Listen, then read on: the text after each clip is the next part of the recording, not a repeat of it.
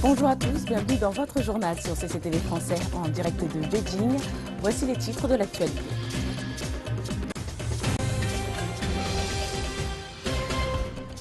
En décembre dernier, l'excédent commercial de la Chine s'envole grâce à une hausse imprévue des exportations. Les fluctuations du yuan et l'instabilité des bourses chinoises incitent les investisseurs de la classe moyenne chinoise à diversifier leurs actifs. Les subventions du gouvernement chinois en faveur des véhicules verts commencent discrètement à faire effet. Les fans de la Princesse des Neiges et du Royaume vont être heureux. Disney vient en effet de dévoiler la date d'ouverture de son très attendu parc Disneyland de Shanghai. Et dans le Gansu, des archéologues déterrent une carte géographique datant de l'époque des royaumes combattants, il y a 2400 ans.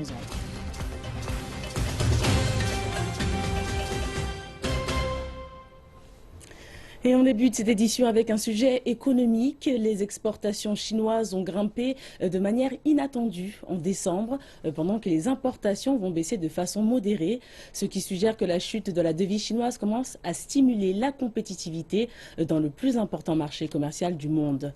Les données provenant de l'administration générale des douanes a montré mercredi que les exportations chinoises ont grimpé de 2,3% sur une base annualisée en décembre, tandis que les importations ont chuté de 4%. Cela a créé un excédent commercial de 383 milliards de yuan pendant le mois de décembre.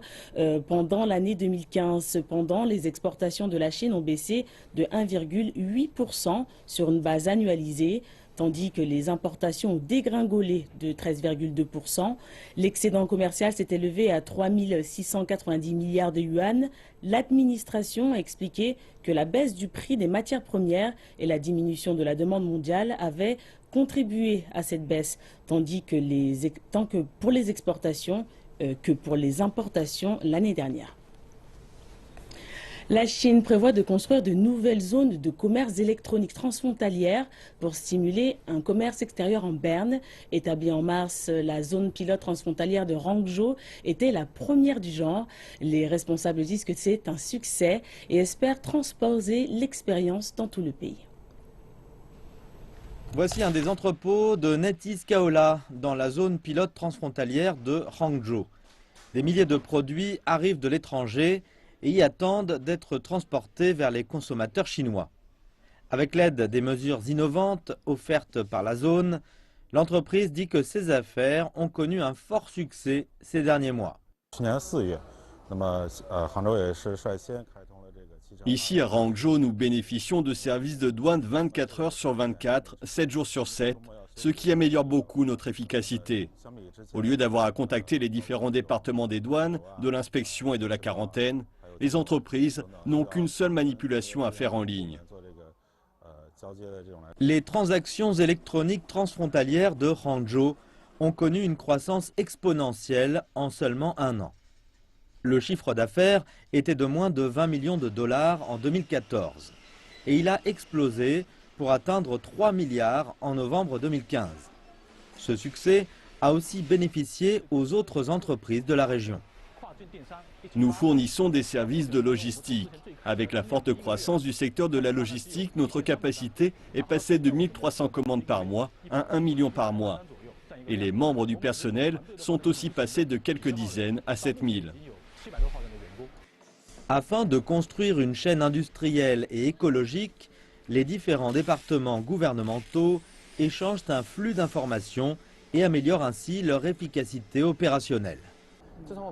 Depuis le mois de mars dernier, les douanes de Hangzhou se sont coordonnées avec d'autres départements du gouvernement, émettant 15 politiques préférentielles de soutien au commerce électronique transfrontalier.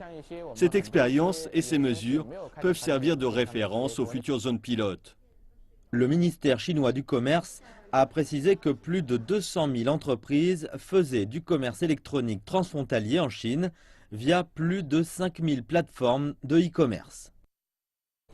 Le plus important planificateur économique de la Chine, la Commission nationale pour le développement et la réforme, la CNDR, a publié les données économiques de 2015. Le porte-parole de la CNDR, Li Pumin, a déclaré que la croissance du PIB des 3 premiers trimestres de l'année a atteint 6,9%. Dans l'ensemble, la croissance totale de l'année a atteint 7%. 24 indices de base de développement social et économique ont atteint leurs objectifs. Les indices de l'environnement et de la sécurité sociale ont surpassé leurs attentes. Une esquisse du 13e plan quinquennal de développement national économique et social de 2016 à 2020 a été créée par la Commission nationale du développement et de la réforme. Elle mettra en relief les nouveaux concepts d'innovation, de coordination, d'écologie, d'ouverture et de partage, de réforme structurelle et de réforme de la société. La croissance économique de 2015 a été stable et l'objectif de croissance a été atteint comme prévu. Le développement sera la principale priorité de 2016 grâce aux réformes structurelles, en particulier celles de l'offre et de la demande, et ce en encourageant l'innovation publique, l'entrepreneuriat de masse et d'autres politiques pour consolider les secteurs de faible croissance et cultiver un nouvel avantage compétitif. Alors où ira l'économie chinoise en 2016? C'est la question que se posent tous les investisseurs. Plusieurs d'entre eux ont bon espoir que les choses vont se redresser, mais d'autres pensent que plusieurs défis vont compliquer les choses. Plusieurs experts ont d'ailleurs profité d'une rencontre à New York pour discuter de la situation. Reportage.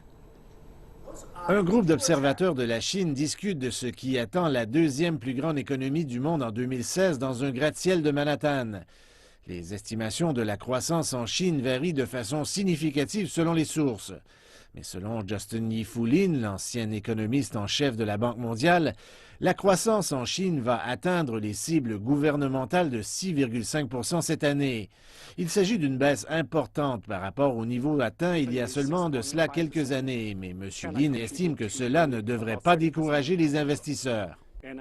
Même à 6,5%, la Chine contribue à environ 30% de la croissance mondiale et je pense que la Chine est un marché en expansion rapide.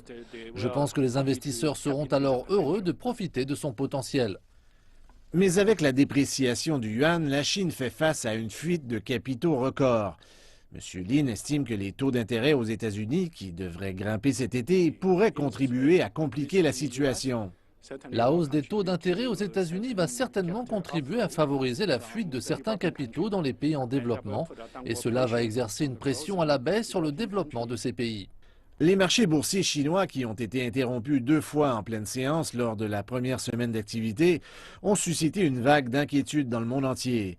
Mais on ne s'attend pas à ce que cette situation ait un grand impact sur la Chine parce que les sommes investies sont relativement modestes en comparaison au reste de l'économie.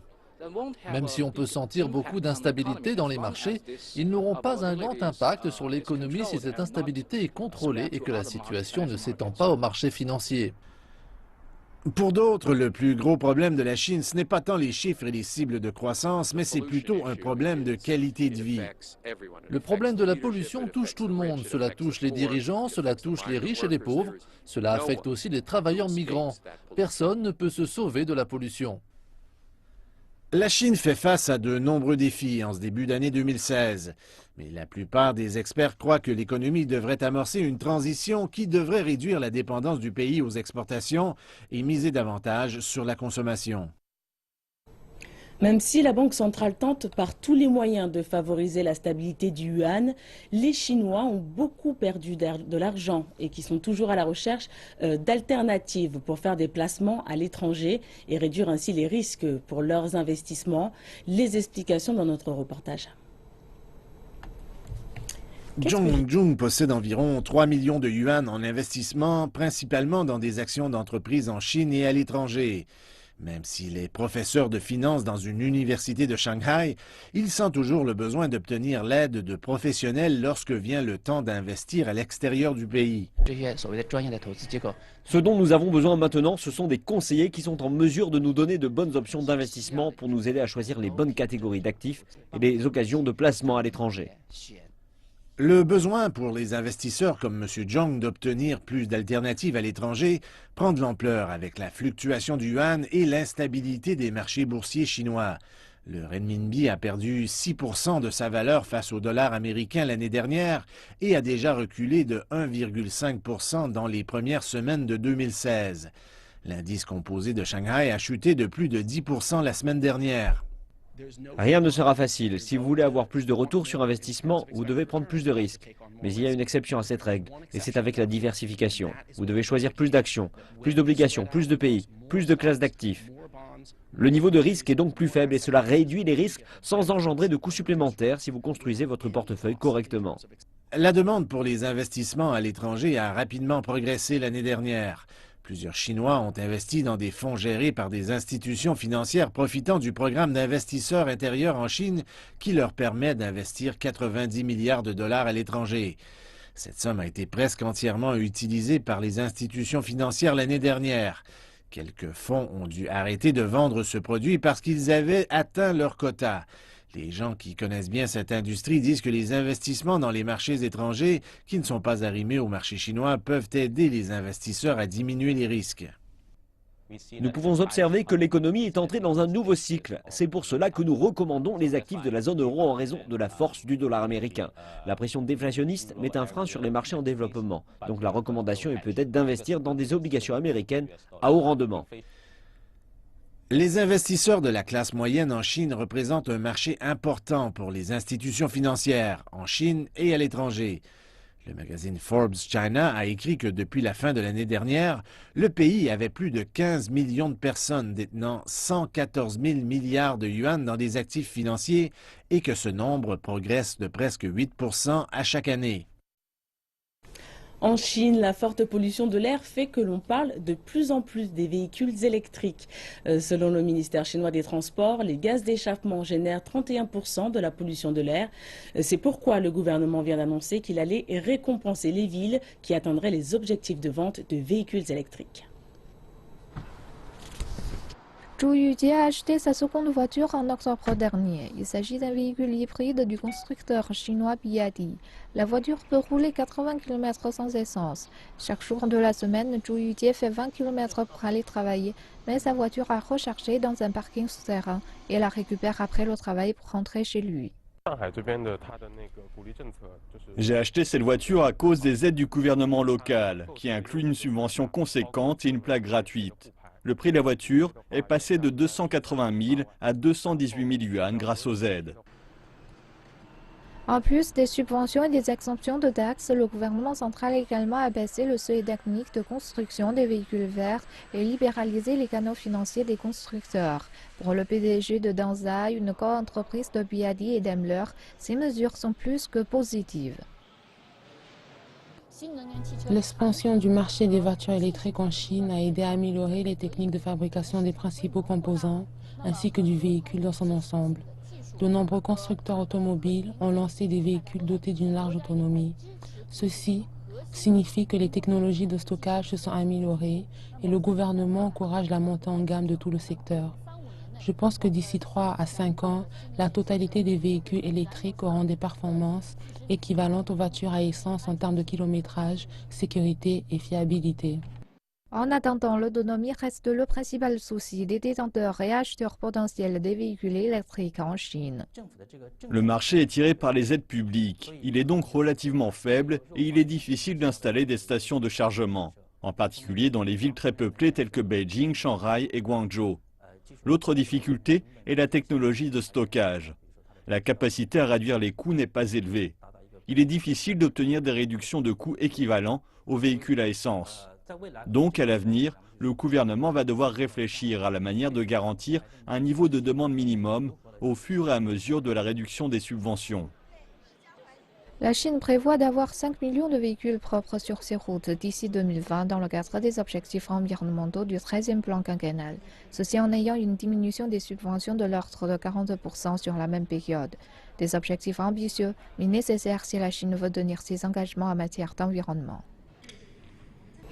Merci de nous retrouver pour la deuxième partie de cette édition. On va retrouver Jonathan Messina pour notre deuxième volet. Bonjour. Bonjour Raïssa.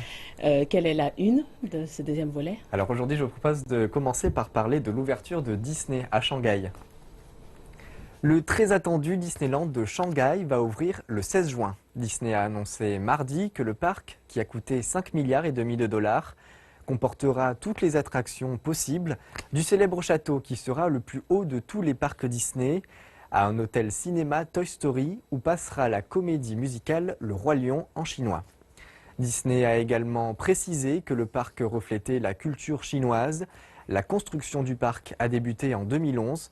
Il s'agit d'une coentreprise entre Disney et le groupe public Shanghai Shendi. Le parc pourrait rapporter plus de 3 milliards de dollars chaque année à Shanghai et compter pour 1% du PIB de la municipalité. Le géant chinois Wanda a fusionné mardi avec le studio hollywoodien Legendary, la plus grande acquisition pour un groupe chinois à l'étranger à ce jour. Wanda a racheté le studio Legendary pour 3,5 milliards de dollars, soit 23 milliards de yuan. Thomas Tull reste le président directeur général de Legendary et va continuer à diriger les affaires courantes. Legendary a produit certains des plus grands blockbusters de l'histoire du cinéma américain, comme la trilogie Batman, Inception, Very Bad Trip ou encore Jurassic World. Ces productions ont rapporté 12 milliards de dollars dans le monde entier. Et la sortie de Warcraft et la Grande Muraille, le plus gros film à être entièrement tourné en Chine, s'apprête à sortir sur les écrans. À la cérémonie de signature à Beijing, le président de Wanda, Wang Jianlin, a déclaré que les acquisitions n'allaient pas s'arrêter là.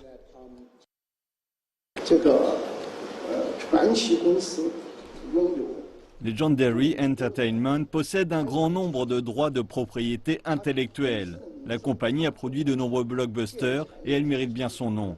La valeur de l'acquisition ne se borne pas à l'industrie du cinéma comme beaucoup le pensent. La différence entre les industries cinématographiques américaines et chinoises est encore gigantesque. Mais le plus important est que nous produisons des films basés sur la culture chinoise. Près de 60% des films chinois sur le marché sont des productions locales et c'est la tendance en Chine. Et habituellement, c'est Hollywood qui distribue ses super productions en Chine. Cependant, avec le développement de l'industrie cinématographique chinoise, la Chine tend de plus en plus à produire des films visant le marché américain. Le chiffre des recettes en Chine a atteint un nouveau record en 2015, avec un nombre de tickets vendus totalisant près de 7 milliards de dollars. Tout ceci sans inclure la sortie du dernier Star Wars, Le Réveil de la Force, qui est diffusé en Chine depuis samedi dernier. La Chine devrait dépasser les États-Unis en tant que plus gros marché de films au monde aux alentours de 2017, stimulé par le rapide développement des salles de cinéma dans le pays. Une vingtaine de nouveaux écrans environ sortent en effet chaque jour. Il n'est donc pas étonnant de voir Hollywood aussi intéressé par la Chine. Lorsque la commission d'un studio décide de dépenser 200 millions de dollars pour faire un film, le fait qu'il soit diffusé ou non en Chine fait souvent la différence entre un échec et un succès. Sur la dizaine de conversations que j'ai eues avec des producteurs et des commerciaux lors de ces 2 dernières semaines, 6 d'entre eux m'ont demandé de leur apporter un projet pour la Chine. Ils m'ont dit qu'ils avaient besoin d'un projet pour la Chine. Laurent Selick a produit des films à succès tels que Du sang et des larmes ou Everest. Sa stratégie pour la Chine est de construire des partenariats plutôt que de se jeter aveuglément à l'assaut du marché. Nous avons l'habitude de faire de grands films, de grosses productions et lorsque nous les envoyons en Chine, que les spectateurs disent oui, nous aimons cela. Mais cela ne fonctionne pas toujours de cette manière et je pense qu'il est important pour un producteur, un directeur ou quiconque intéressé par faire des films pour le marché chinois, un partenaire ou de bons conseils sur ce qu'il peut faire. Mais l'industrie cinématographique n'est pas seulement réservée à Hollywood. La Chine consacre également beaucoup d'efforts pour devenir un acteur important au niveau mondial. Le Vision Pictures mise ainsi beaucoup sur la réalisation de films pour le marché international. La Grande Muraille, dont la sortie est prévue fin 2016, dotée d'un budget de 150 millions de dollars, compte comme acteurs principaux Matt Damon et Andy Lau, avec le célèbre réalisateur Zhang Yimou aux manettes. À mon avis, au cours des 5 prochaines années, en raison du développement du marché chinois, vous verrez beaucoup plus de films chinois diffusés sur le marché nord-américain, car ce grand marché permet d'assurer vos arrières. L'intérêt de la Chine pour le secteur américain du divertissement se renforce encore avec l'imminente acquisition d'une part majoritaire d'un studio américain, Legendary Entertainment, par Dalian Wanda Group. Cet accord constituerait la deuxième acquisition majeure de la compagnie aux États-Unis. En 2012, Dalian Wanda avait acheté AMC, la deuxième chaîne de distribution de films aux États-Unis, pour un montant de plus de 2 milliards de dollars. Archéologie maintenant, une série de reliques déterrées dans la région du Gansu est exposée dans le site du musée du mausolée de l'empereur Qin Shi Huang. Se trouve parmi les objets exposés une carte datant de la période des royaumes combattants, il y a près de 2400 ans. Cette carte est à présent au centre des attentions. Reportage. La carte historique présentée est une réplique d'une carte royale des cérémonies de la période des royaumes combattants. La relique originale a été déterrée des ruines de Matiayuan dans la province du Gansu dans le nord-ouest de la Chine. Les archéologues utilisent une ancienne forme d'art et de matériel pour restaurer la relique. La carte est décorée de bijoux extrêmement luxueux. Elle a donc été nommée première carte de luxe de l'ancienne Chine.